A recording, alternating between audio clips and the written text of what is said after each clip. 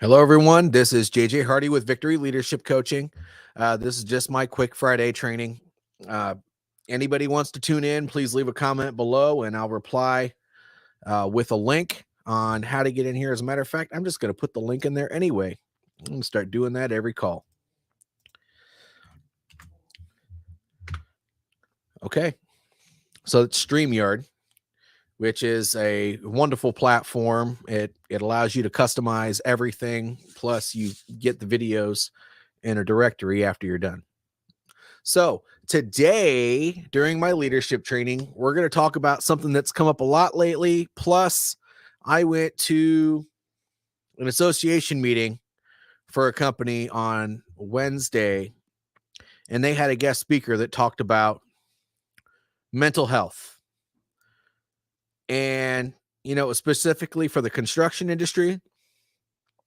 But I want to talk about the correlation between leadership in the workplace and mental health. Firstly, I want to let you know that, pardon me, and I didn't bring a glass of water with me, but good leadership can solve any workplace issue. And I think in today's age, especially with today's youth, the biggest issue is mental health. And another huge issue in today's workforce is being able to keep employees at your particular place of business, which some people just aren't adapting to the times. Some people are noticing that people just don't want to work. And that could very well be, when people are young, they go from job to job and that's just what they do. Plus the trend for, just because of the sheer amount of jobs there are out there right now, is that if you want to get paid more, you have to get the experience you need and then move to another place so that you can get a promotion, which you don't actually physically get a promotion. You work in a job that's a higher level of responsibility. And that's just the norm these days. Some people aren't liking that. Some people think it's because people are just job skippers. And that's actually not true. I thought the same thing when I was out in the workplace, but then again, I served 18 years in the U.S. Army. So I had the same job for 18 years. And then when I moved out of the civilian workforce, I noticed that was a difference. But let's talk about how mental health is part of that, right? So people spend most of their time at work. They spend more time at work than they do with the people that they love. That's just the way it goes because you got to pay the bills, right? So if you're spending more time at work than you are at home or with the people that you truly love and care about, then develop leadership skills, people. And what I mean by that, vision, having the ability to see forward for your future and the future of the workplace that you're working in. Take ownership of everything within your sphere of influence. Have integrity like none other. Do the right thing, even when nobody's watching. Communicate in a way where you're considering the other people in the conversation and not just your own agenda.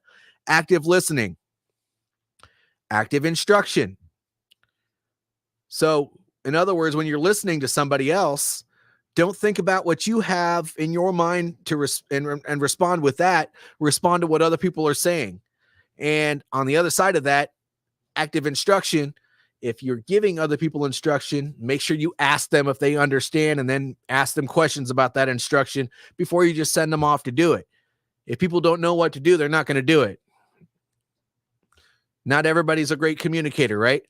So vision, ownership, integrity, communication. All of these things are extremely important. And I'm missing a couple of my own doggone pillars here, but it doesn't matter. The last one is servant leadership. You have to make sure you're making everybody else's life better in the workplace. If you're not doing this, you're not going to be able to keep employees. If you're not able to keep employees, and you're going to spend more money on training new people all the time because you can't keep your workforce. What is it that you are doing wrong as an employer that's causing you to constantly lose employees? This is a little bit of analysis that I can't do for you. You have to do it on your own. Don't just put the blame on everybody else that's leaving and just make the general comment that it's the entire workforce that's the problem. Because 9 times out of 10, if it's the majority that you feel like is causing the issue and you're not reflecting on yourself, then you're probably the problem. And how do you figure that out? Well, the main thing that I can think is that you just ask the people that are currently in your workforce. Set up a system of communicating where you are not just giving positive and negative feedback to your employees, but you're receiving feedback from them on how well you are doing as their leader, as their manager, their supervisor, their VP director. It doesn't really matter. If you're not doing this, you are not doing everything you can to make the changes and keep the workforce adaptable to the times that are there now. Because I'm just going to go ahead and tell you that, and I said it earlier in this instruction, is that people are not going to stay in one job. They're going to stay there as long as they need to get what they need out of it to move on. But if there are so many jobs out there right now that they could leave your job today and go somewhere else they're appreciated tomorrow. So show them they're appreciated by giving them feedback and then requesting feedback. And then when they give you feedback, actually help them with the things that they're giving you feedback about. Don't ask people how you can change and then not change. And how does that affect mental health? Well, when you work somewhere and all you're doing is going through the motions and constantly being given tasks on a regular basis, then there's a very good possibility that you also feel like you're on an island and you feel like you're getting beaten up on a constant basis. And though that may have worked even when I was younger, it doesn't work in today's workforce. You're going to keep the people on that are desperate and they're not going to be happy. And that's where the mental health comes into place. It comes into play. And those people aren't going to leave because they don't know where else to go.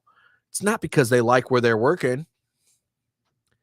So be a leader. Have a little bit of vision with what's going on. See what's happening on your team. Are they actually happy, or are they staying there because they have to? Do you even know your team? Do you have conversations with them on a regular basis to get to know them as a person and understand their strengths and weaknesses? These all are very important things. If you understand that person or all of the people on your team, and you understand their strengths and weaknesses as it pertains to work, that when they are, so if you understand those things, then you'll also understand when they are off their game, when their attitude is a little bit different one day as compared to what their attitude normally is when they're at work. There are so many things that go along with that. If you don't know when somebody is down on your team or when somebody is out of sorts, if they blow up one day, you're probably not going to react favorably to that situation and give people the opportunity to tell you something about themselves that's really going on, that's affecting their mental health.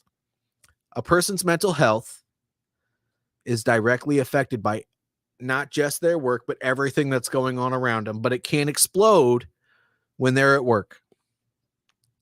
And if you fire them, you could be the cause of that next suicide. Nobody wants that. You could be a cause of that person getting an alcohol or opioid addiction, and you don't want that. You can be the cause of that person ending a marriage or having a falling out with one of their kids or one of their parents, and you don't want that either. Let's face it, folks.